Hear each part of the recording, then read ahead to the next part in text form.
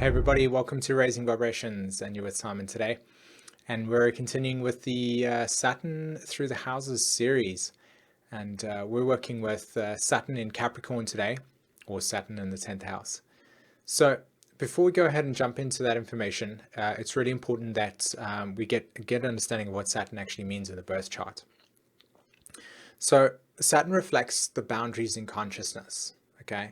When you're looking at the nature of reality and you're understanding how it operates, the way that you perceive it, the way that you naturally create definitions, the laws, the regulations, the way that you basically construct your reality is through the Saturn lens, and it's our definitions. So different cultures have different definitions, and that would be the way that you would grow up in that place, and that's obviously what makes us so different.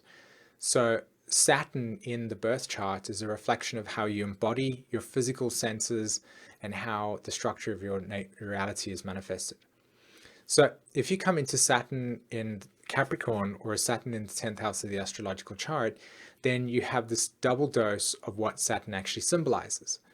So in this lifetime, it's really, really important that you understand the nature of personal responsibility, okay? Because Saturn is naturally associated in the more physical sense, i.e. our psychology, and it relates to the nature of taking responsibility and the center of gravity within our consciousness. We're learning about how to understand ourselves, how we relate to people, but how do we understand our responses with people? How do we take responsibility for ourselves? And how do we overall develop a sense of life direction? Okay. Life direction is incredibly associated with Saturn through the 10th house or in Capricorn, because it's about building a sense of authorship. It's building a sense of where is my direction? How do I make choices in my life? How do I, again, take personal responsibility for my sense of purpose?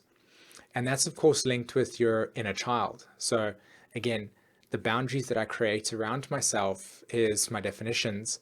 And then how does that inner child or a sense of excitement or sense of joy or creativity get to be nurtured in that world? And so with Saturn in the 10th house or in Capricorn, you're really, really getting in touch with those emotions. You're really getting in touch with how do you process your reality to give yourself that opportunity to follow your dreams, as it were. And it's something that's really interesting because a lot of astrology doesn't really speak about Saturn in the 10th house or Capricorn as how do you follow your dreams.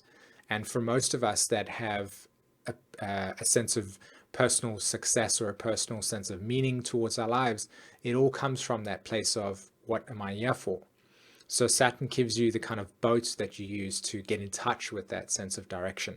Okay. I would also say that with Saturn in the 10th house, there's a couple of things. I would absolutely say that magnesium is something that I would, highly recommend you should use. Magnesium is closely associated with calcium. Calcium and magnesium work together in terms of the structure, the bone structure, and it also helps you. What's the word I'm looking for? Like soften the body and the emotions and their muscles, because with Saturn there's a lot of oppression, there's a lot of emotional suppression that has also occurred through your lifetime.